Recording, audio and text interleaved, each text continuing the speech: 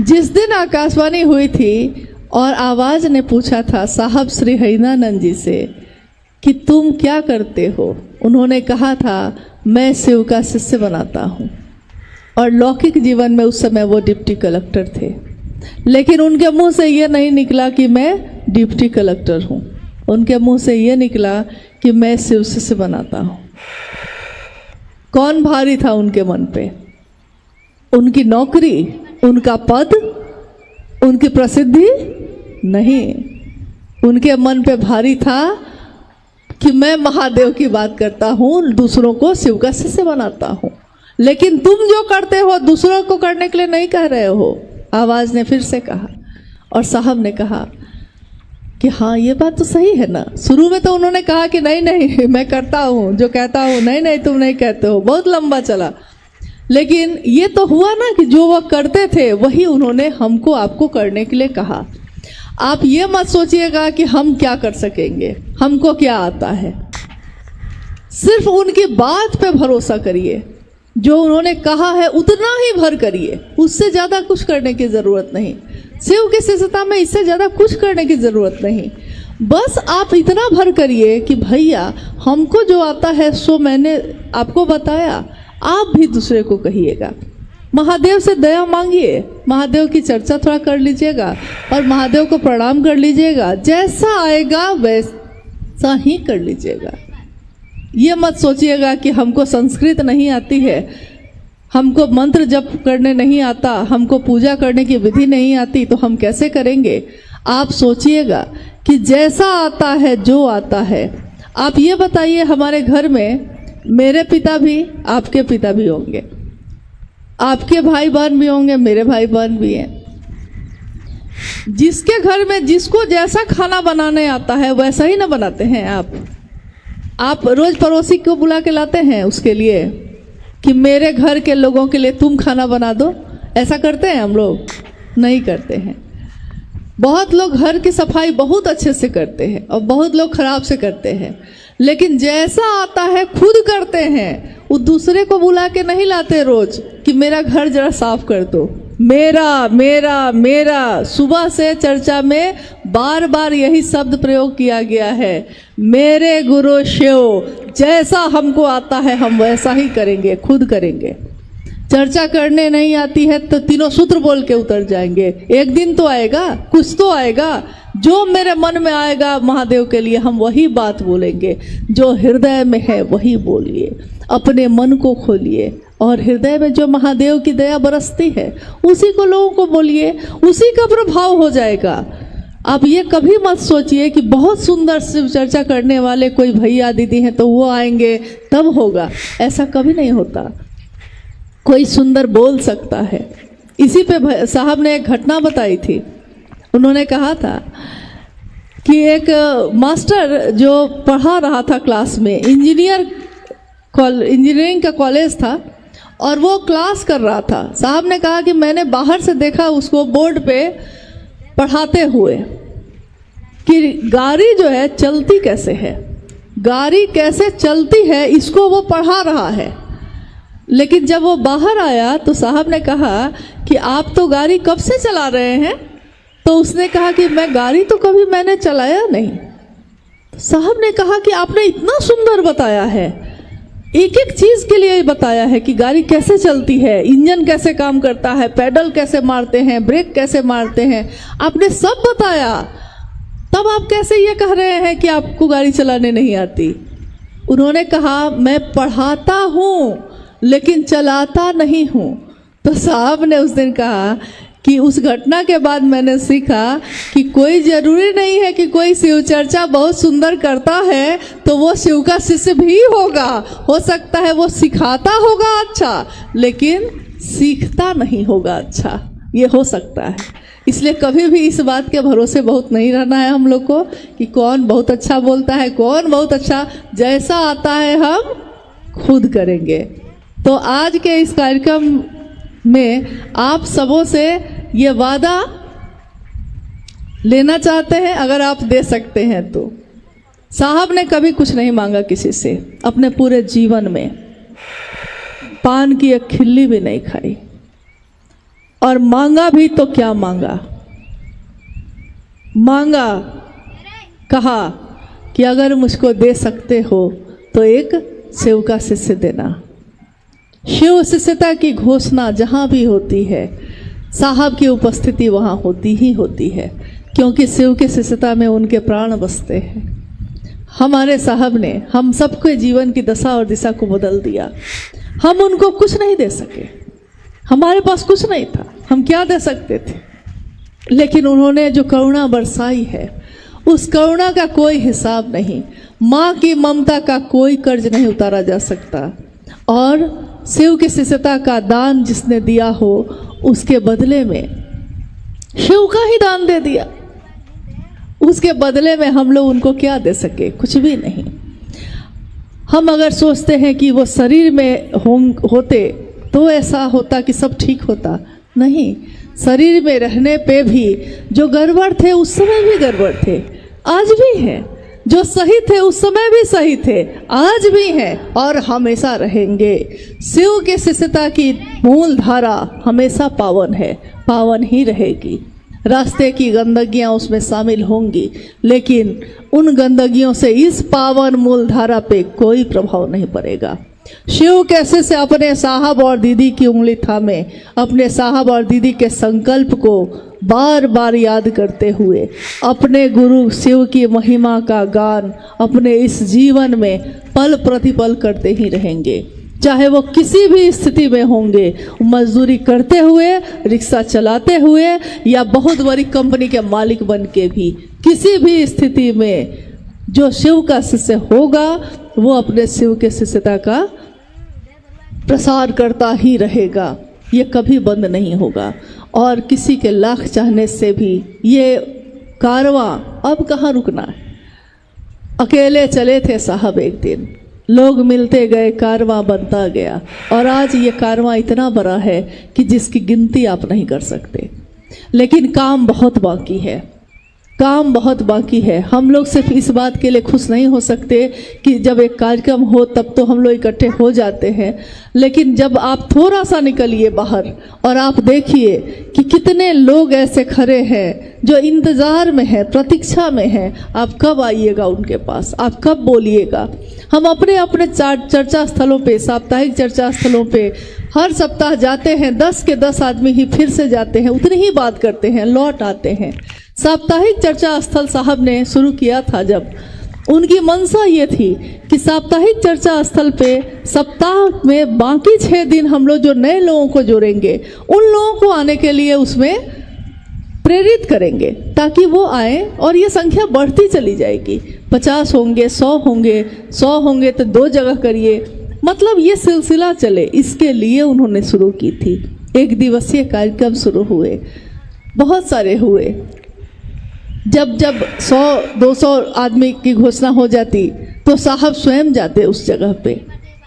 आज तो फिर भी हजारों में है, लेकिन आप ये सोचिए कि संख्या बढ़े, मतलब संख्या मतलब ये नहीं भीड़ बढ़े, संख्या बढ़े मतलब शिव शिष्यता बढ़े।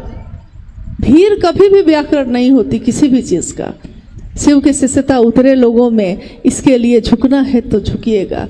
हम लोगों से भी कोई बात का दुख अगर आपको हुआ हो तो क्षमा करिएगा, अपना गुरु भाई, अपनी गुरु बहन समझकर। लेकिन एक वादा है कि अपने गुरु के काम में हम लोग मिलते ही रहेंगे, हमेशा अपने साहब दीदी की बातों को दोहराते ही रहेंगे और महादेव के तरफ चलते ही रहेंगे।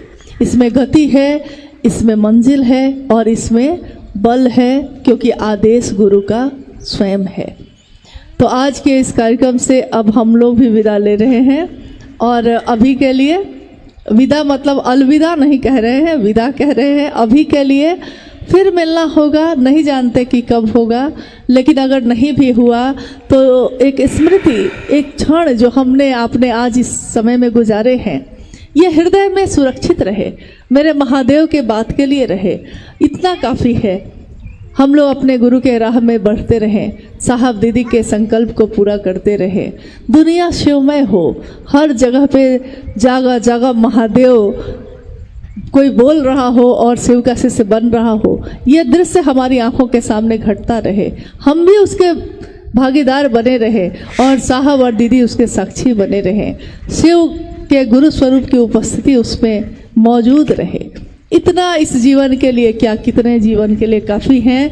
चलिए अपने गुरु शिव के चरणों में नमन करते हुए आज की इस जो शिव चर्चा आपने बहुत मेहनत से रखी है, क्योंकि एक कार्यक्रम एक दिन के लिए कुछ घंटों के लिए होता है, लोग उस क्षण को सिर्फ देखते हैं, इसके पीछे किसने कितनी मेहनत की है, कितने सालों की मेहनत रही होगी कोई नहीं जानता। कौन यहाँ आया होगा, किसने ये बात बढ़ाई होगी, किसने ये किया होगा, ये भी कोई नहीं जानता। लेकिन साहब ने सबको ये अधिकार दिया कि हर व्यक्ति, चाहे वो किसी भी जाति धर्म का हो, किसी भी वर्ण संप्रदाय का हो, किसी भी प्रदेश का हो, शिव का शिष्य हो सकता है, परमात्मा पथ का पथिक हो सकता है। ये अधिकार आज तक हर व्यक्ति को संसार ने नहीं दिया था, ये हम सबको मिला, ये हमारा सौभाग्य है। आप में से, हम में से कितने लोगों ने शिव के शिष्य साहब हरिनानंद जी को इन आँखों से देखा है, सुना है। तो जो सुना है उनसे, जो देखा है उनमें, वो लोगों में बांटिए ताकि शिव शिष्यता और बढ़े, शिव के गुरु स्वरूप की व्याप्ति जन जन में हो। इसी कामना के साथ कि ये कार्यक्रम जो आयोजित हुआ है उसका जो मकसद है, जो उद्देश्य है वो पूरा हो। अपने गुरु शिव के चरणों में प्रणाम करती हूँ और आप सभी के चरणों में भी मेरा नमन है। हमारा आपका जन्मजात स्वभाव क्या है? शिव की शिष्यता हमारे आपके इसी जन्मजात स्वभाव को सामने लाने का माध्यम है। साहब ने कहा कि गुरु अपने शिष्य के सर्वोत्तम पक्ष को उजागर करते हैं, यानी आपका जो शरीर है, आपका जो मन है, आपका जो ये हृदय है, दिल और दिमाग है, इसमें सबसे सुंदर पक्ष क्या है? कोई यहाँ डॉक्टर है, कोई यहाँ नेता है, कोई यहाँ शिक्षक है, कोई घरेलू काम करता है, कोई किसान है।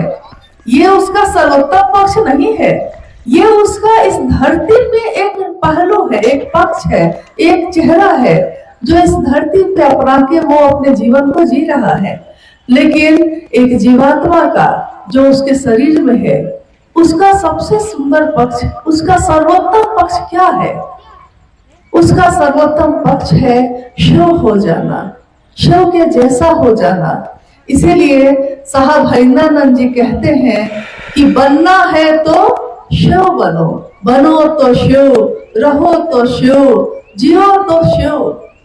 और अगर शिव से हमारा नाता हो जाता है, शिव से हमारा मन थोड़ा लग जाता है, तो हरि से लागी रहो रे भाई, तेरा बनत बनत बन जाए। उस हरि से, उस महादेव से सिर्फ मन से थोड़ा सा लगे रह जाएंगे तो हमारा बिगड़ी हुई बात भी हमारी बन जाती है और बनती है, बनती देखी गई है। कितने चमत्कार, जिसको दुनिया चमत्कार कहती है, लेकिन महादेव के लिए तो ये कुछ भी नहीं है। जैसे ही हमारा मन महादेव से थोड़ा नजदीक होता है, हमारे शरीर के कष्ट, हमारे मन के कष्ट, इस दुनिया के कष्ट सब के सब अपने आप तिरोहित होने लगते हैं, खत्म होने लगते हैं। लेकिन इसके लिए जरूरी है कि हम अपना मन महादेव के सानिध्य में रखें, उनकी परिधि में यानी उनके घेरे में रखें। हम इंसान हैं, इंसान का जीवन जब होता है तो बहुत उतार चढ़ाव होते हैं उसमें। सुबह से जग कर जब हम काम करना शुरू करते हैं तो कोई अपने घर का काम करता है, कोई खेतों पे चला जाता है, कोई मजदूरी करता है, कोई अपने जीवन के और कामों का निष्पादन करता है। लेकिन सब कुछ करते हुए भी मेरा मन जिसको प्रेम करता है, मैं जिसको प्रेम करती हूँ, वो मेरे मन को याद रहता है। हम अगर खाना भी पका रहे हैं तो मेरे मन में वो याद है जिसको हम प्रेम करते हैं, जो मेरी याद में रहता है। हम अगर खेत में कुदाल भी चला रहे हैं तो हमको अपना बेटा याद रहता है, हमको अपना परिवार याद रहता है। मूल कारण ये है कि मेरे मन में कौन रहता है। आपने साहब हैदरानंद जी के जीवन के बारे में सुना। वो खुद भी एक गृहस्थ आश्रम में रहे हैं। पटना में जब साहब रह रहे थे, वहां की एक घटना वो हमेशा बताते कि देखिए अपना होने का क्या प्रभाव होता है। वो खुद उस समय ज्वाइंट सेक्रेटरी कैबिनेट में थे और वहां एक विश्वेश्वरैया भवन है, उसी में उनका कार्यालय था। तो रोज प्रतिदिन वो सुबह में कार्यालय जाते, 10 से 6 बजे शाम के बाद वो वापस आते। उसके बाद शाम में शिव की चर्चा शुरू होती घर में। तो जगह जगह के लोग आते और रात 9, 10, 11 बजे तक उस समय कम लोग थे तो चर्चाएं होती थी। एक दिन क्या हुआ कि जब वो कार्यालय जा रहे थे तो मां नीलम, जो उनकी पत्नी है, अर्धांगिनी है, मां नीलम ने उनसे कहा कि सब्जी आती है बाजार में, तो कटहल एक सब्जी है। तो मां नीलम आनंद जी ने कहा कि आप कार्यालय जा रहे हैं, घर में कुछ है नहीं, तो कटहल अगर होगा, बाजार में आया होगा तो लेते आइएगा। साहब ने बताया कि क्या बताऊं, उस दिन मेरे मन का हाल हुआ। मैं ऑफिस के लिए निकला लेकिन मेरे मन में कटहल ही घूमता रहा। ऑफिस पहुंचने के बाद मैंने चपरासी को बुलाया और कहा कि बाजार में जाकर देखो तो कटहल आ गया है। वो लौट के आया और अभी सब्जी का बाजार नहीं लगा है। फिर मैं अपने काम में व्यस्त हो गया। साहब ने कहा कि मैं अपने काम में व्यस्त हो गया। फिर थोड़ी देर कटहल फिर मैंने भेजा। करते करते ऐसा हो गया कि शाम में आखिर मैंने कटहल खरीद के मंगा ही लिया, जिप्सी में रखवा लिया और लेकर घर जाकर नीलम को देकर कहा, ये लो तुम्हारा कटहल। तो साहब ने कहा कि वो कटहल मेरे मन में नहीं घूम रहा था, क्योंकि नीलम ने कहा था जिससे मेरा मन प्रेम करता है उसने क्या चाहा है, उसने कहा था, इसलिए वो कटहल मेरे मन में घूमता रहा। देखिए, जबकि पूरे दिन वो ऑफिस का काम कर रहे थे, लेकिन मन का घेरा, मन उनकी पत्नी नीलम जी ने जो कहा है उसी घेरे में वो घूमते रहे। उन्होंने कहा कि एक दिन मैंने पान खाना शुरू किया था। मैं पहले पान नहीं खाता था। आप ही के छत्तीसगढ़ से नजदीक में झारखंड राज्य है। उस राज्य में पलामूगढ़ एक जगह है, पलामू जिला है, जिसमें मनातूगढ़ एक जगह है। मनातूगढ़ में मां नीलम आनंद जी का मायका है, यानी उनकी जन्म स्थली। चूंकि राज परिवार के लोग हैं, पान खाने का अभ्यास था, लेकिन साहब कभी पान नहीं खाते थे। उन्होंने कहा कि मैं जब वहां जाने लगा अपने ससुराल, तो लोग कहते कि मेहमान बाबू एक पान खा लीजिए ना, एक पान। और एक पान खाते खाते खाते खाते अब पान ही हमको खा रहा है, यानी मेरे हाथ में पनवट्टा हमेशा रहता है। जबकि मैंने पान को खाना शुरू किया था, अब पान ही मुझको नहीं छोड़ रहा है।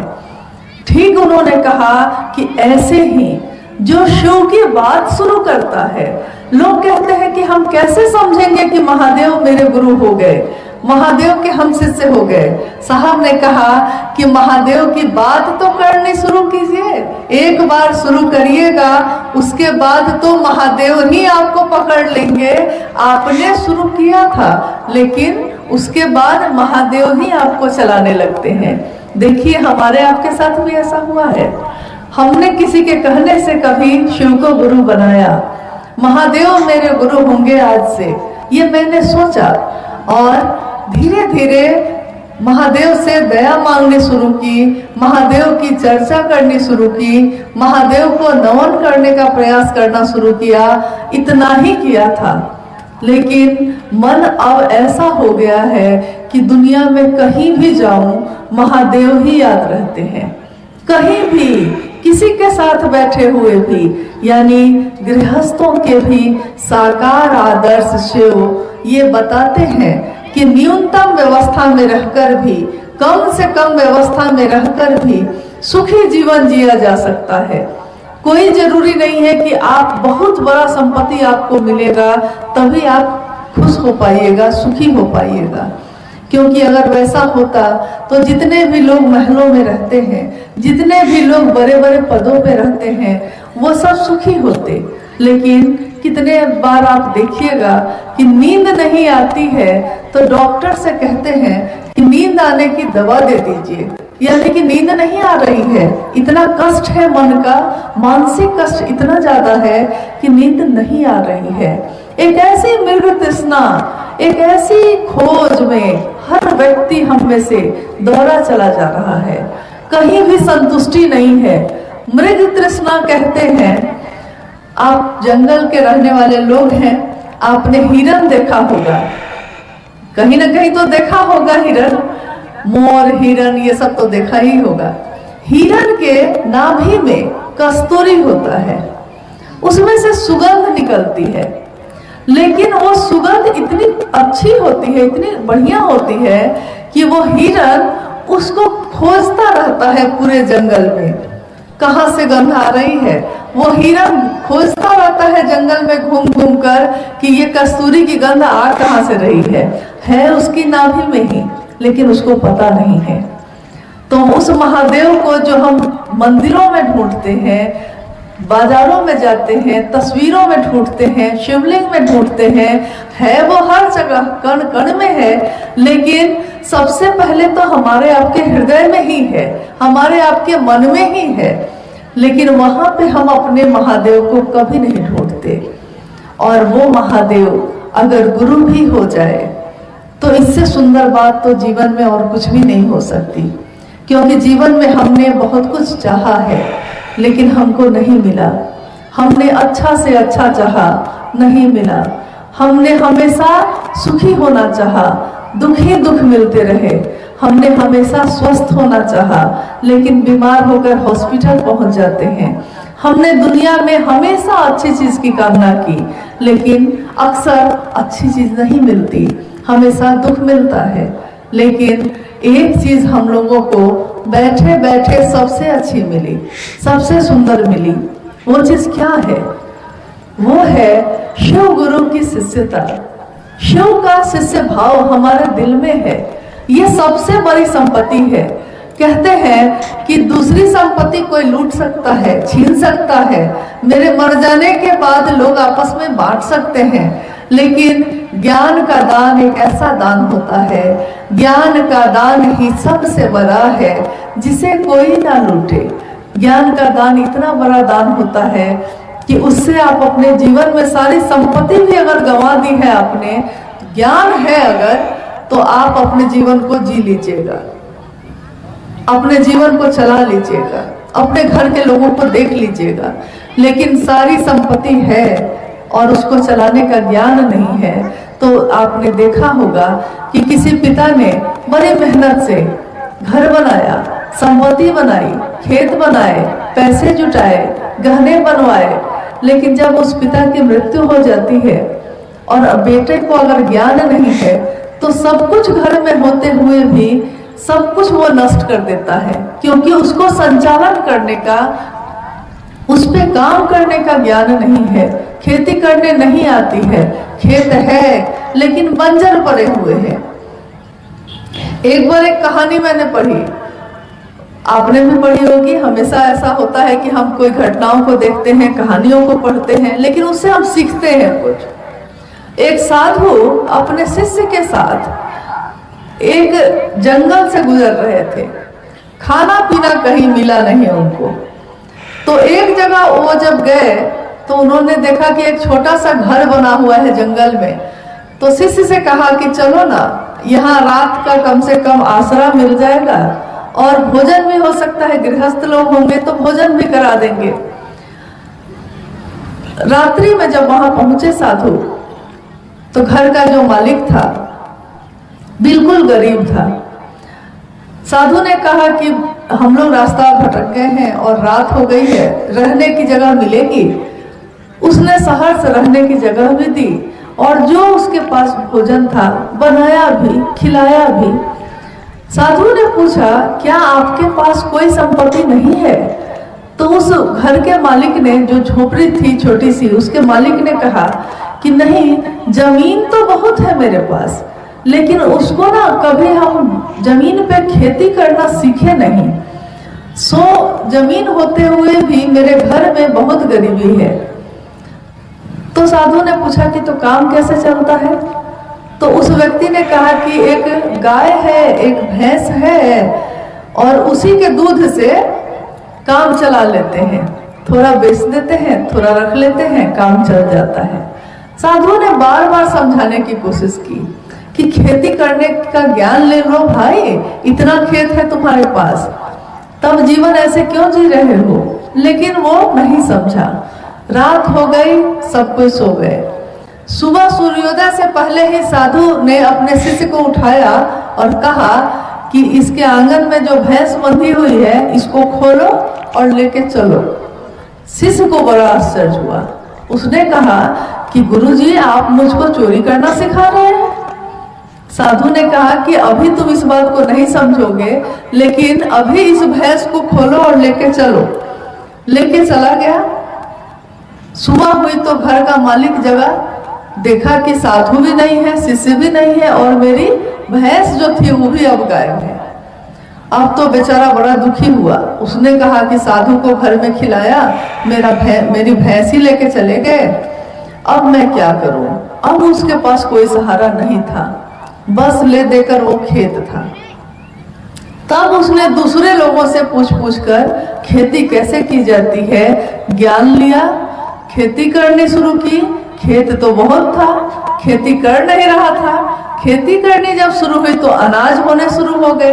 अनाज जब हुआ तो घर में अनाज को बेचा उसने, कुछ घर के लिए रखा, कुछ बेचा, फिर से लगाया। समृद्धि बढ़ती चली गई। 3 साल बीत गए। 3 साल बाद वही साधु अपने शिष्य को लेकर फिर से उस आदमी के घर आया। उस आदमी ने साधु को देखते ही कहना शुरू कर दिया कि बाबा, आपने मेरे साथ ठीक नहीं किया। एक भैंस थी मेरे पास, वो भी आप लेकर चले गए।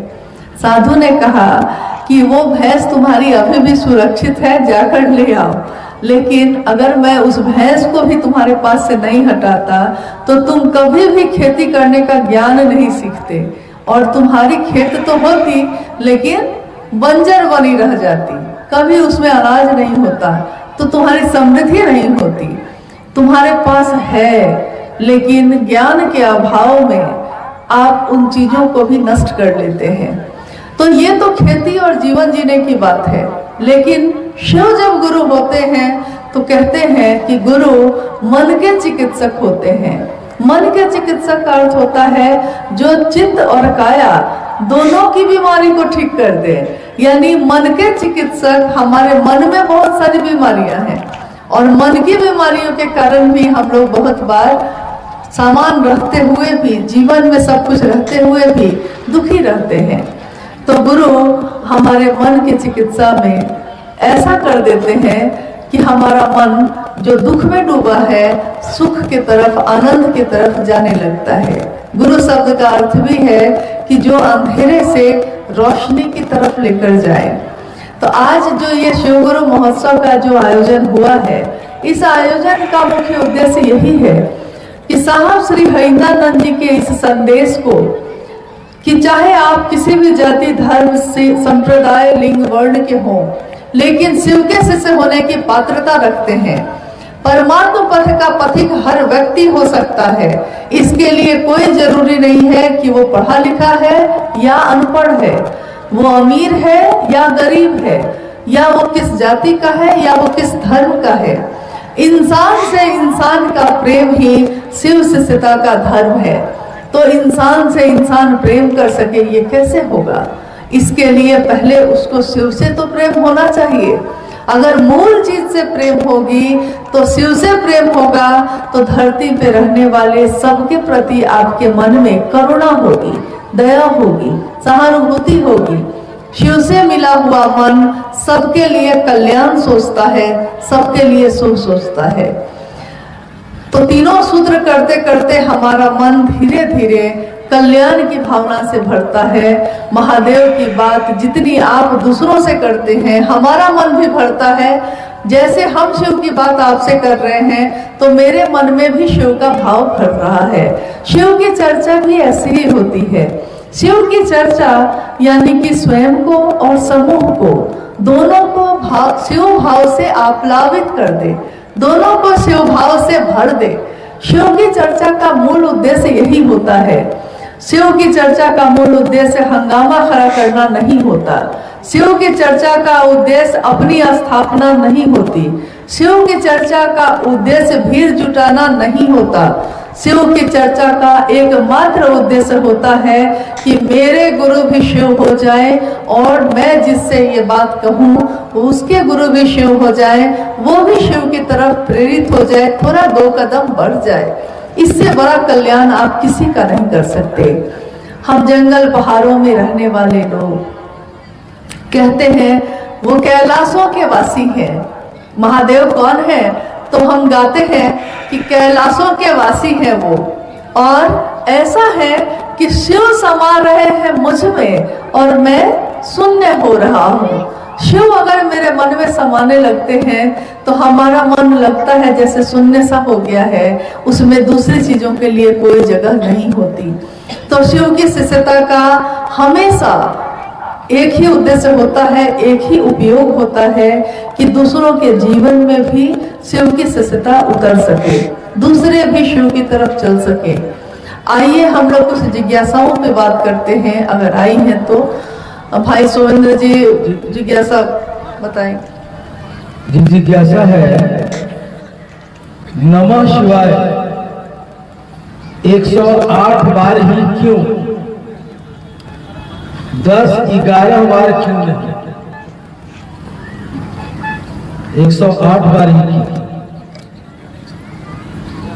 नमः शिवाय 108 बार ही क्यों, 10 या 12 बार क्यों नहीं? ये है जिज्ञासा। इसके लिए पहले तो हमको ये समझना होगा कि जो भी जप करने की विधि होती है भारत देश में, जप करने की जो विधि है, जो माला पे की जाती है, चाहे वो रुद्राक्ष की माला पे हो, चाहे कमल गट्टे के माला पे हो या तुलसी की माला हो, कोई भी माला, जब माला पे हम जप करते हैं तो उसकी गणना 108 होती है। 27 नक्षत्र हैं, 4 दिशाएं हैं, उनका जो है मूल आता है 108। तो उसके कारण इसकी गणना 108 के रूप में की जाती है, की गई है।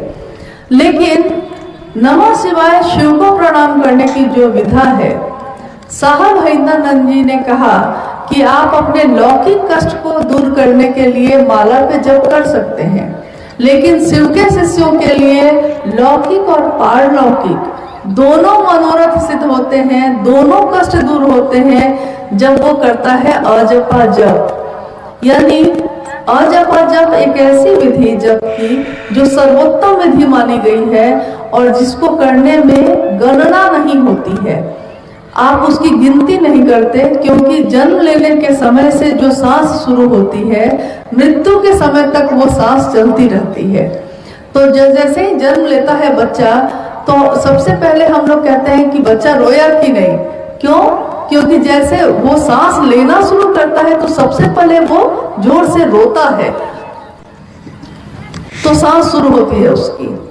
यानी सांसों की माला पे सिमरूं मैं शिव का नाम, सांस की माला पे मैं अपने शिव का नाम सिमर कर रही हूँ, सिमरन कर रही हूँ, ताकि आने वाले समय में मेरा जीवन हमेशा शिव को प्रणाम करने की दिशा में चले, शिव को प्रणाम करने के भाव में रहे।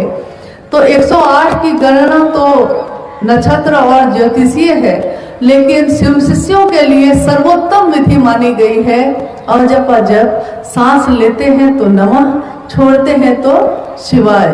यानी नमः और शिवाय का ये जो आना और जाना है सामान्य गति पे, यह सबसे सुंदर तरीका है शिव को प्रणाम करने का, क्योंकि शिव को प्रणाम आप कहीं भी किसी भी अवस्था में कर सकते हैं।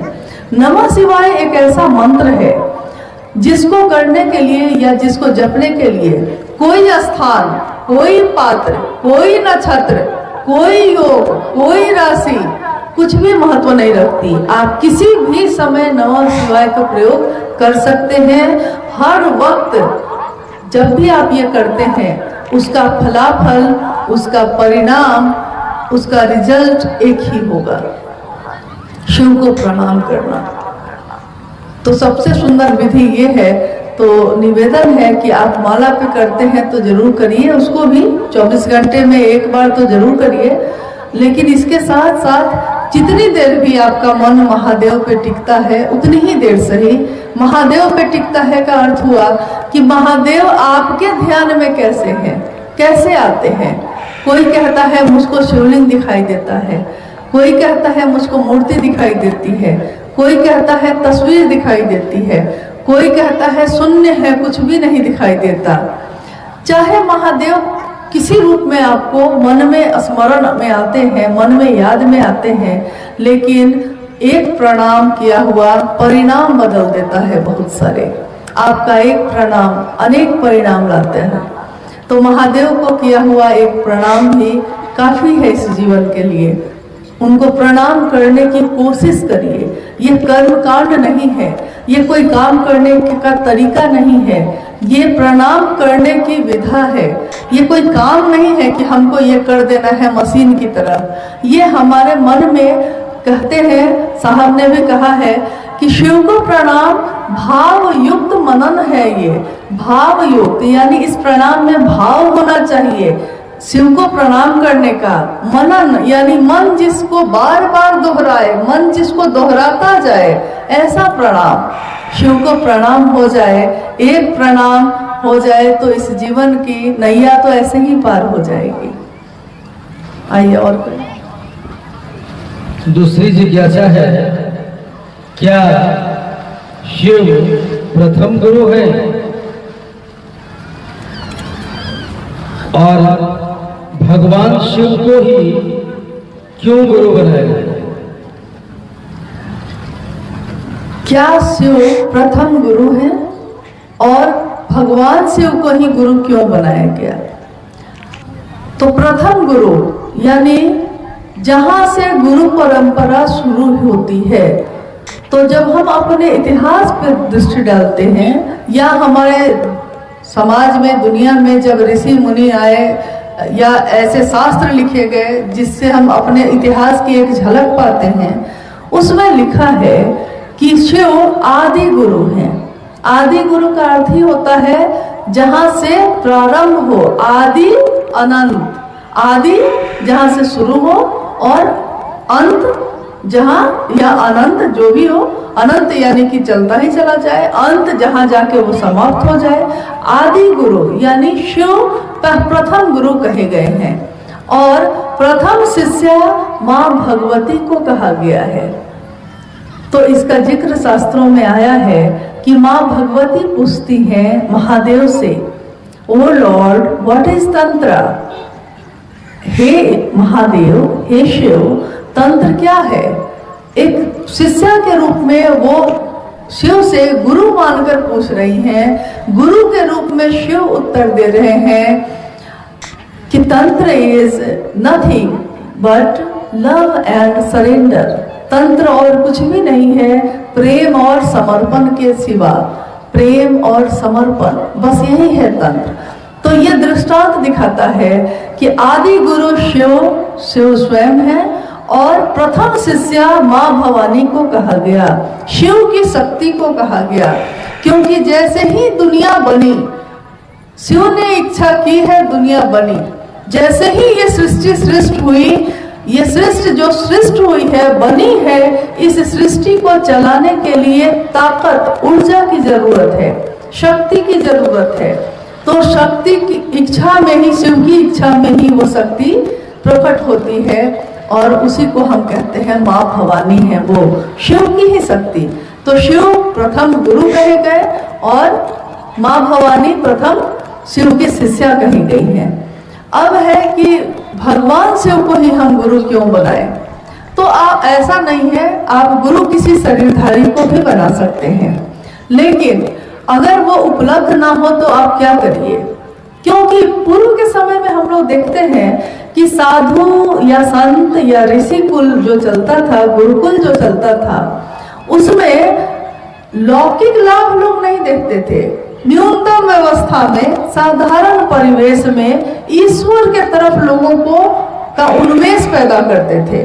वो साधु, वो ऋषि उस समय एक सामान्य व्यवस्था में दिखते थे और सामान्य व्यवस्था में रहते हुए भिक्षा मांगकर अपना भोजन कर लिया और लोगों को ईश्वर का रास्ता दिखाया। लेकिन उस समय की गुरु शिष्य परंपरा में और अभी की गुरु शिष्य परंपरा में काफी अंतर आ गया है। अभी की गुरु शिष्य परंपरा भी है, कुछ गुरु अच्छे भी हैं, ऐसा नहीं कि सारे के सारे ऐसे हो गए हैं। जैसे आप भी कुछ अच्छे हैं और कुछ कम अच्छे हैं, बुरा तो नहीं कर सकते हम, लेकिन गुरु बनकर व्यक्ति को ठगना नहीं चाहिए। गुरु एक ऐसा शब्द है जो हमारे जीवन का आधार बन जाता है।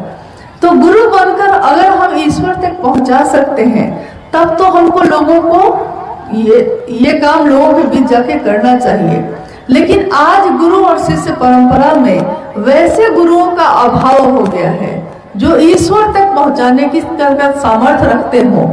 अगर वो बात भी करते हैं तो वो कुछ दायरा बनाते हैं, यानी कि कुछ नियम बनाएंगे, कुछ वर्जना होगी, कुछ बंधन होंगे।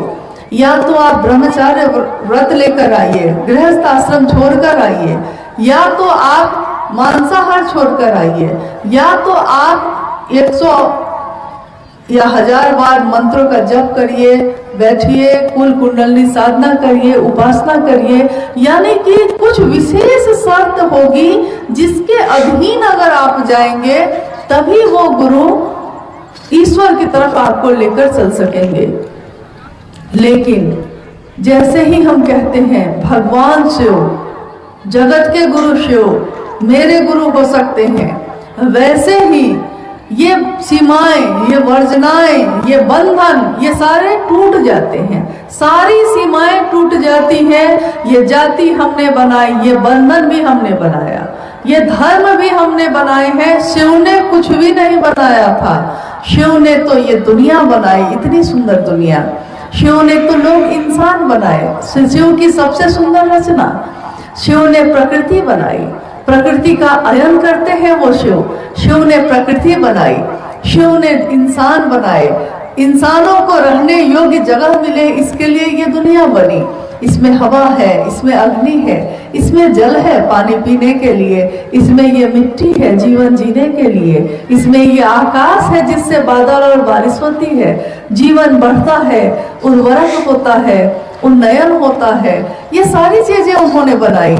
लेकिन शिव ने भेद नहीं किया। शिव ने कभी नहीं कहा कि तुम विशेष हो और दूसरे विशेष नहीं हैं।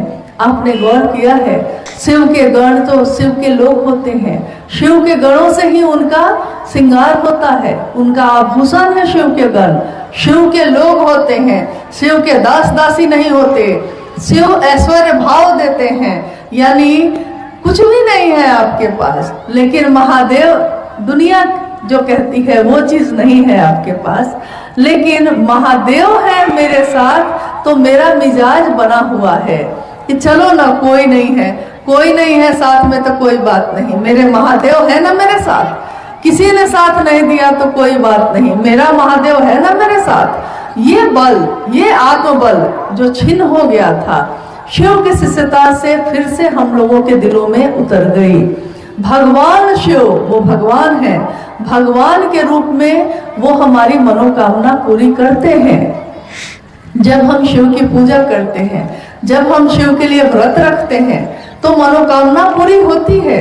और अगर जगत के लोगों की मनोकामना पूरी नहीं हो तो कोई शिव तक जाएगा भी नहीं, कोई गुरु के रूप में उनको पुकारेगा नहीं, तो शिव तक लोग जाते हैं, मनोकामना पूरी होती है। ईश्वर के रूप में महादेव जो आप मांगिए दे देते हैं, लेकिन गुरु के रूप में महादेव जो आप मांगिए सो न देंगे, वो देंगे जो मेरे लिए सही होगा, अच्छा होगा। जैसे रावण और राम की कहानी हम सुनते हैं। रावण सबसे बड़ा भक्त था शिव का, तीनों लोगों का पति, यहाँ तक कि सोने की लंका भी शिव ने उसको दे दी।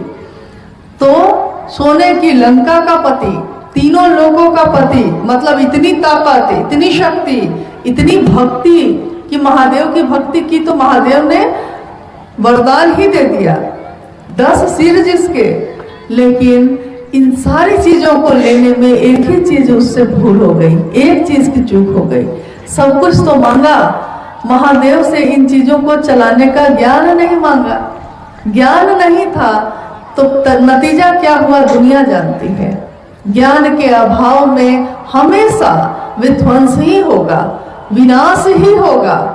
मोटरसाइकिल खरीद ली है हम लोगों ने, लेकिन मोटरसाइकिल चलाने नहीं आती है। बेटा अभी थोड़ा थोड़ा बड़ा हुआ है और कहता है कि मोटरसाइकिल चलाना ही है हमको, उसने सीखा नहीं है। मोटरसाइकिल खरीद कर आपने दे दिया है, क्या नतीजा होता है? सीखा नहीं है और आपने मोटरसाइकिल खरीद के दे दिया। कहीं भी जाकर उसकी दुर्घटना हो जाती है, कहीं जाकर वो मोटरसाइकिल टकरा जाता है। मतलब कि चलाने का ज्ञान नहीं सीखा तो सामान है आपके पास, लेकिन उसको चलाने नहीं आता तो विध्वंसकारी वो हो जाती है। हमारे घरों में अब पता नहीं आप खाना किस पे बनाते हैं, लकड़ी के चूल्हा पे बनाते हैं या गैस के चूल्हे पे? लकड़ी के चूल्हे पे खाना बनाते हैं आप लोग? बनाते हैं। और गैस के चूल्हे पे सारे लोग बनाते हैं। लेकिन जब शुरू में गैस का चूल्हा आया था और लकड़ी के चूल्हे पे खाना बनाने का अभ्यास था हम लोग को, और शुरू में गैस का चूल्हा जब आया था, पहली बार जब घर में आया होगा तो किसी को चलाने आता था? और अगर हमको नहीं चलाने आता और उसको खोल देते और ऐसे ही छोड़ देते तो क्या होता? और आकर उधर से कोई माचिस जलाता तो क्या होता? हाँ, धड़ाम से ब्लास्ट हो जाता। क्योंकि हमने गैस का चूल्हा को खरीद लिया, लेकिन गैस कैसे हम घुमाएंगे, कैसे उसमें आग लगाएंगे और कैसे फिर से बंद करेंगे, अगर ये ज्ञान नहीं है तो मेरे लिए वो विध्वंसकारी ही होगी। तो भगवान के रूप में महादेव हमको आपको सब कुछ दे सकते हैं, लेकिन उसको चलाने का ज्ञान लेने के लिए उनके गुरु स्वरूप से ही जुड़ना होगा। गुरु ही सिखाते हैं जीवन जीने की कला। जीवन सबको मिलता है, लेकिन जीता कोई कोई है। कितने लोगों को आपने जीते देखा है? कितने लोग आपके जीवन में ऐसे हैं जो खराब से खराब परिस्थिति में भी हंसते हुए मिलते हैं आपको? बहुत कम लोग। आप अपने जीवन में चारों तरफ देखिए, जिससे मिलिएगा उसके पास कोई ना कोई दुख है, कोई ना कोई दुखड़ा लेकर वो बैठा है। आप सोचिएगा वो सुखी होगा, लेकिन वो सोच रहा है कि आप सुखी हैं। न वो सुखी है, न आप सुखी हैं, यानी दोनों के दोनों दुखी हैं। जीवन जीने की कला महादेव जब सिखा देते हैं तो वो सिखाते हैं गुरु के रूप में, शिष्य को सिखाते हैं कि इन चीजों में कुछ रखा उखा नहीं है। 70-80 साल का जीवन है आपका, इससे ज्यादा कितना होगा? 30 साल, 40 साल, 50 साल तो हम लोग बिता भी चुके। कितने लोग तो 70 साल भी बिता चुके। कभी भी अब जा सकते हैं, यानी जहां से आए हैं वहां जाना ही होगा। तो 70-80 साल के जीवन में तो इतनी योजना बनाई है हमने कि हम सोचते हैं कि हमको वापस जाना ही नहीं है। लेकिन हमारे सोचने से क्या होता है? हमारे अपने हमारी आंखों के सामने कभी भी चले जाते हैं। तो हम भी चले जाएंगे कभी, अपनों की आंखों के सामने मैं भी चली जाऊंगी, आप भी चले जाएंगे कभी। लेकिन हमारे आपके अंदर जो जीवात्मा है, वो जीवात्मा जो निकल जाए तो शरीर की मौत हो जाती है और आ जाए तो शरीर जीवित हो जाता है। उस जीवात्मा की यात्रा, उसका जीवन 70-80 साल का नहीं होता है, उसका हजारों साल का होता है। हजारों साल। कितने कपड़े बदलते हैं वो। कपड़े मतलब कितने शरीर, कब किस योनि में आए, कब किस शरीर में आए, कोई नहीं जानता। मानव का तन बड़ा मुश्किल से मिला है, तो मानव के तन में ही एकमात्र आप जीव से शिव हो सकते हैं। एक संभावना है, बिया के रूप में है, लेकिन इसमें बिया को रोप दिया जाए जमीन पे तो ये बिया बहुत बड़ा पेड़ बन सकता है। संभावना है, ये संभावना है मात्र, और कुछ नहीं। हमारे आपके मन में भी शिव के नाम का बिया है, शिव के प्रेम का बिया है। संभावना है कि इस बिया को अगर इन तीनों सूत्रों से आप सींच दीजिए, शिव से मन ही मन दया मांगना, हे शिव आप मेरे गुरु हैं, मैं आपका शिष्य हूँ, मुझ शिष्य पर दया करिए। शिव की चर्चा करना यानी शिव की बात दूसरों से करना, ताकि मेरा मन भी याद रखे कि शिव मेरे गुरु हैं। शिव को भाव नमन करना, भाव युक्त मनन करना, ये तीनों चीजों से अगर हम इस प्रेम के बीए को सींच देते हैं तो इसी बीए में जो बेकार पड़ा था और 70 साल 80 साल का जीवन ऐसे चला गया, वही प्रेम का पौधा पल्लवित होता है, पुष्पित होता है, सुगंधित होता है। तब आपसे कोई मिलता है तो उसको शिव की याद आती है, कोई आपसे मिले उसको महादेव की याद आए, कोई आपसे बात कर ले तो उसको महादेव की याद आए और वो महादेव को भूल नहीं पाए। कौन है ये महादेव? क्या वो जो मूर्तियों में दिख रहे हैं? क्या वो जो तस्वीर में दिखते हैं? इस महादेव का एहसास करने के लिए मन से ही मिलना होगा उनसे, क्योंकि प्रतीक तो है, इनको भी नमन है, इनकी भी पूजा है, लेकिन मन को अपने महादेव से मिलने के लिए तीनों सूत्रों का सहारा लेना होगा। तो भगवान शिव को अपना गुरु बनाना एकमात्र उपाय है हम मानव के लिए। अब कोई ऐसा गुरु नहीं बचा जो शिव से मिलवा सके। अब स्वयं शिव को ही आना पड़ेगा, आना पड़ा है खुद से खुद को मिलाने के लिए। और इसके लिए उन्होंने सहारा लिया किसका? शिव के शिष्य साहब हरिंद्रानंद जी का, जिसका सहारा लेकर आज हम भी अपनी बात कह रहे हैं। ये मेरी बात नहीं है, ये आपकी बात नहीं है, ये मंच भी जो बना है ये शिव गुरु का मंच है। इस मंच से कोई प्रवचन नहीं होता, कोई सत्संग नहीं होता, कोई बहुत बड़ा विद्वान यहाँ नहीं आया है। यहाँ सब शिव के शिष्य हैं, शिव की चर्चा करते हैं, शिव की बात करते हैं। हमको कुछ भी नहीं आता, लेकिन एक चीज आती है, यही कि बस एक बात नहीं भूली। एक बात जो है वो मैं नहीं भूली कि महादेव मुझको आपसे प्रेम है, महादेव आप मेरे गुरु हैं, मैं आपका शिष्य हूँ, ये बात नहीं भूली। भूल गया सब कुछ, याद नहीं अब कुछ। सब कुछ भूल जाने के बाद भी महादेव याद रह जाए तो फिर इससे सुंदर जीवन और कुछ भी नहीं हो सकता। और कुछ है? एक अंतिम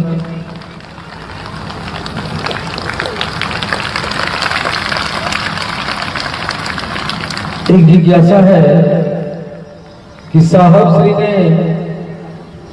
कहा है और समझाया है कि आस्था रखें, अंधविश्वास नहीं। लेकिन कुछ गुरु भाई गुरु बहन झाड़ फूक करते हैं और हद भी पार कर दिए हैं। ऐसा लगता है कि ये झाड़ फूक अंधविश्वास कहीं कोई कानूनी मामला न बन जाए। अंतिम जिज्ञासा आज के इस कार्यक्रम की हम लोग रख रहे हैं और इसके बाद हम लोग भी विदा हो जाएंगे, आप भी विदा हो जाएंगे। हमारी मुलाकात आज की बस इतनी ही रहेगी। लेकिन इस अंतिम जिज्ञासा में एक बहुत ही गहरी बात है कि जिज्ञासा ये है कि आज जो है बहुत सारे लोग शिव चर्चा के नाम पे भी ऐसा कर ले रहे हैं कि झाड़ फूक या ओझा गुनी का काम भी करने लगे हैं। यहाँ तक कि कभी कभी हद इतना ज्यादा पार हो जाता है। जो जिज्ञासा आई है कि लगता है जैसे कानूनी मदद लेनी पड़ जाएगी, यानी कि पुलिस का, प्रशासन का सहारा लेना पड़ेगा। तो एक बात मैं आपको स्पष्ट कहना चाहती हूँ कि शिव की शिष्यता झाड़ फूक और ओझा गुनी नहीं है। आपके गुरु शिव महादेव हैं और महादेव आचार्येंद्र हैं, जिनके आचार से, अपने आचरण से वो सिखाते हैं। और वो ये सिखाते हैं कि मिजाज बुलंद रखिएगा तो बहुत सारी चीजें तो ऐसे ही ठीक हो जाती हैं। और मन की जो बीमारी है, शरीर की जो बीमारी है, वो भी ठीक होती है अगर आध्यात्मिक जुड़ाव आपका, आध्यात्मिक आपका ऐक्य उस शिव से सुनिश्चित हो, शिव से लगा हुआ रहे। तो अब रही बात कि अगर कोई ऐसे हैं गुरु भाई के नाम पे या गुरु बाबा के नाम पे, अगर आपके क्षेत्र में कोई भी ऐसे व्यक्ति हैं जो शिव चर्चा के नाम पे बदनामी कर रहे हैं, क्योंकि शिव की चर्चा जागरण है, ये जगने की विधा है, ये और संकीर्णता में डूबने की विधा नहीं है। तो शिव की शिष्यता में ये जागरण जब होता है तो हम इन चीजों को और ज्यादा छोड़ते हैं। आस्था रखें, अंधविश्वास नहीं। आस्था बहुत अच्छी चीज है। आस्था यानी किसी एक के लिए एक ऐसा भाव जिसमें हम डूब जाते हैं और जिसमें हमारा मन आह्लादित होता है, आनंद में भर जाता है। शिव के लिए आस्था रखना है, लेकिन अगर उनके नाम पे कोई हमको बरगलाता है, भुलावा देता है, तो अंधविश्वास में आप बिल्कुल नहीं आइए, क्योंकि शिव चर्चा में इन चीजों का कोई स्थान नहीं है। और अगर जैसा कि जिज्ञासा में कहा गया है कि किसी के द्वारा इसके बारे में कोई हद पार की जाती है, यानी बार बार समझाने के बाद भी अगर वो इसमें सुधार नहीं करेंगे, तो ये जो है संस्थागत एक प्रक्रिया हो जाएगी, कानूनन उन पे कार्रवाई करनी पड़ जाएगी। क्योंकि हम जिस देश में रहते हैं, इसी देश में रहकर हम महादेव की बात करते हैं, तो महादेव की बात को करने के लिए कानून की जरूरत नहीं है। लेकिन महादेव की बात में अगर कोई बिगाड़ करेगा, कोई खराबी पैदा करेगा, तो जरूर कानून की मदद ली जाएगी। और वैसे लोगों पे अगर कोई आपके बीच ऐसा है, तो उसको अंतिम बार सावधान कर दीजिए कि भाई आप शिव चर्चा के नाम पे ऐसा मत करिए, क्योंकि अब भी अगर आपने इसको नहीं छोड़ा तो हाँ, प्रशासन की मदद ली जाएगी। मदद इसके लिए ली जाएगी ताकि वो व्यक्ति कम से कम शिव चर्चाओं का दुरुपयोग नहीं कर सके। शिव चर्चा का उपयोग लोगों के जागरण के लिए करना है, उनको और ज्यादा अंधविश्वास में डालने के लिए नहीं करना है। और अंधविश्वास हमेशा विध्वंसकारी होती है, विनाशकारी होती है, लेकिन शिव की शिष्यता तो हमेशा शुभ और कल्याण की कामना करती है। तो हम सभी शिव के शिष्य एक दूसरे को समझाएं कि हमको चलना है महादेव के तरफ। महादेव ही हमारी मंजिल है, भगवान शिव ही हमारी मंजिल है, और रास्ता है शिव शिष्यता का। शिव की शिष्यता का ये रास्ता जो महादेव के पास जाता है, इस पे चलने के लिए रास्ते में हमको मदद मिलती है, सहारा मिलता है 3 सूत्रों का। इन 3 सूत्रों के माध्यम से हम अपने मन को एकाग्र करते हैं महादेव के तरफ। जिस तरह ये धूप आज फैली हुई है, और धूप भी कोई भेद नहीं करती, महादेव की बनाई हुई दुनिया है, धूप उगी है तो सबके लिए है, कोई भेद नहीं है। ऐसा नहीं है कि किसी पे पड़ेगी किसी पे नहीं पड़ेगी, लेकिन इस धूप से आग पैदा की जा सकती है। ये विज्ञान, ये तकनीक किसी को मालूम नहीं, मालूम हो जाए तो वो आग पैदा कर लेता है, मालूम ना हो तो आग नहीं पैदा कर पाता। तो ये तकनीक क्या है, ये तरीका क्या है? शिव के लोग अगर शिव की दया से, शिव ज्ञान से भरकर तीनों सूत्रों का सहारा लेते हैं, तो ये तीनों सूत्रों के द्वारा किसी व्यक्ति के हृदय में शिव के लिए शिव भाव जग जाता है, यानी वो आग पैदा हुई है वहां। जैसे धूप जो फैली हुई है, मैग्नीफाइंग ग्लास अगर लगाइएगा, आतिशी एक शीशा होता है जिससे छोटे छोटे अक्षर को बड़ा करके देखा जाता है। मैग्नीफाइंग यानी छोटी चीज को खूब बड़ा दिखाएगा, इतना मोटा सा होता है। उस शीशे को अगर विशेष तरीके से रख दिया जाए, विशेष एंगल पर रख दिया जाए और उसके नीचे कागज रख दिया जाए, तो होता क्या है कि सूरज की किरणें ऐसे वो शीशा सोखता है, अपने तरफ एक जगह एकत्रित कर लेता है, और वहां हीट यानी ताप पैदा होती है, धार पैदा होती है, और इतनी ज्यादा होती है कि उसके नीचे जो कागज रखा है उसमें आग लग जाती है। तो अभी तक धूप फैली हुई थी, लेकिन इसी धूप में आग पैदा हो सकती है, आपको पता नहीं है। महादेव देवता के रूप में, भगवान के रूप में सार्वजनिक है, सबके लिए है, सबके लिए उनकी दया बरस रही है। लेकिन अगर मेरे लिए सिर्फ वो, मेरा मन एकाग्र होकर उसको ग्रहण नहीं करेगा, तो मेरे मन में शिव शिष्यता का की ये आग पैदा नहीं हो सकेगी।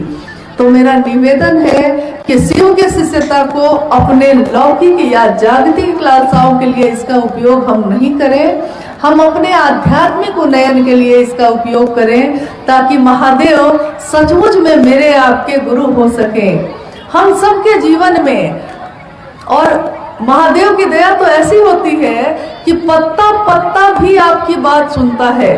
आपने सुना होगा, अभी भी ऐसा है, बहुत सारे बुजुर्ग हैं हमारे बीच, जब आप शाम के समय यानी गोधूली बेला में अगर आप फूल तोड़ने जाइए या पत्ता तोड़ने जाइए तो आपको वो मना करेंगे, कहेंगे कि पहले चुटकी बजा लेना वहां, या पौधा से पेड़ से पूछ लेना कि हम तोड़े कि नहीं तोड़े आपको, तब तोड़ना।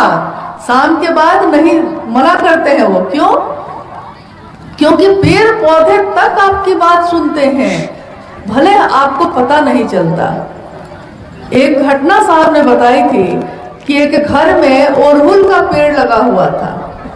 अड़हुल का, और लाल रंग का जो फूल होता है, उजला गुलाबी, बहुत तरह के फूल होते हैं उसके, अड़हुल का फूल लगा हुआ था। 4-5 साल बीत गया, अड़हुल का वो पेड़ बन गया, पूरा हरा हरा पत्ता, लेकिन एक भी फूल नहीं होता था, और घर के दरवाजे पे ही लगा हुआ था। तो अड़हुल के उस पेड़ से घर का दरवाजा ढक गया पूरा, इतना वो फैल गया, लेकिन उसमें फूल एक भी नहीं हो रहा था। तो एक बार क्या हुआ कि उस घर में जो घर के मालिक थे, उनकी बेटी की शादी तय हो गई, और उनका जो बेटा था उसी ने उस पेड़ को लगाया था। बेटी की शादी तय हुई, बारात आने वाली थी, तो पिता ने अपने बेटा से कहा, ए बेटा, 4 साल से ऊपर हो गया ये पेड़ को लगाए हुए, केवल पत्ता है, एक भी फूल नहीं होता है, इसको काट के हटा ही दो। बेटा सुन के, पिता बोले हैं क्या करेगा, बेटा सुन के बोला कि ठीक है पिताजी, आप कहते हैं तो काट देंगे, लेकिन अभी तो बारात आने में 4 दिन बाकी है ना। मोह, देखिए उसको मोह है, उस पौधे से प्रेम है, उसने लगाया है उसको, उसके सामने वो पौधा बड़ा हुआ है, उसमें हरे हरे पत्ते आए हैं, तो मोह है। तो वो कहता है कि जब काटना ही है तो 3 दिन बाद काटे पिताजी, क्योंकि 4 दिन बाद ना बारात आनी है। तो पिता ने कहा कि ठीक है बेटा, 3 दिन बाद ही सही, काट लेना। 3 दिन बीते हैं, बीतता है 4था दिन सुबह में, क्योंकि अब 1 दिन बाद तो बारात आने वाली है, तो दरवाजा की सफाई शुरू हो गई है। 4था दिन बेटा गया है आरी लेके कि आज तो अब काट के फेंकना ही पड़ेगा, फिर उसके बाद कुदाल से उखाड़ के फेंकना पड़ेगा। जब वहां पहुंचा है वो, तो अड़हुल का पत्ता में जो भरा हुआ था, उस पत्ता के जगह पे इतने फूल थे, इतने फूल थे उस पेड़ में, कि वो बेटा तो उसका देखता रह गया कि ये 3-4 दिन के अंदर में इतने फूल के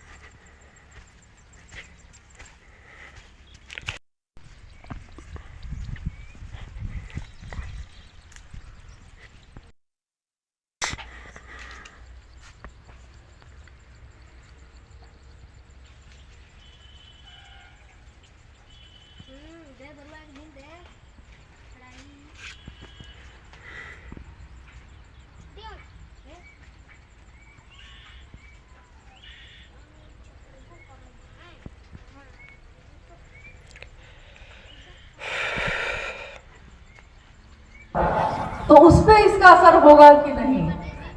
करत करत अभ्यास के जरमति होत सुजान। जरमति यानी पत्थर में भी प्राण आ जाते हैं, पत्थर में भी प्राण आते हैं। उसमें भी कभी कभी आपने देखा होगा कि इस पत्थर पे दूब कैसे उगा पता नहीं चला, क्योंकि दूब तो मिट्टी में उगता है, पत्थर पे कब से उगने लगा। लेकिन पत्थर पे भी दूब उग जाते हैं, एक दिन उसमें भी जान आ जाती है।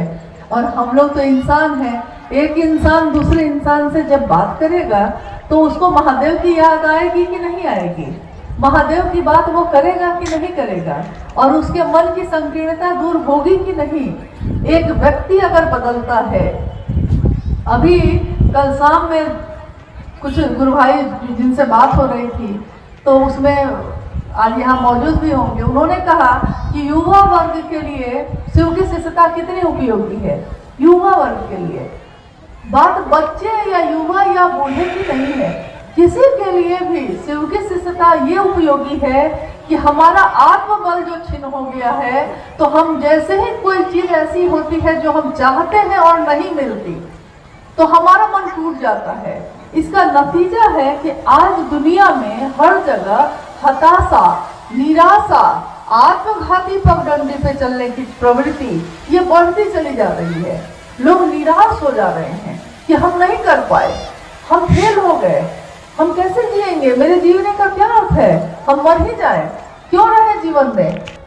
मामूली मामूली चीजों पे, यहाँ तक कि अखबार उठाइए तो आप देखिएगा कि मोबाइल हाथ से छीन लिया पिता ने, इस बात पे बेटा अपनी जान ले लिया कि मोबाइल कैसे हाथ से छीन लिया पिता। यानी मानसिक रूप से वो इतना कमजोर हो चुका है कि वो छोटी से छोटी बात भी बर्दाश्त नहीं कर पा रहा है, जी नहीं पा रहा है। महादेव की शिष्यता आपके मेरे मन को आत्मबल प्रदान करती है। आत्मबल मतलब इतना बलशाली बनाती है, जिसके साथ रहिएगा उसी के जैसा ना होइएगा।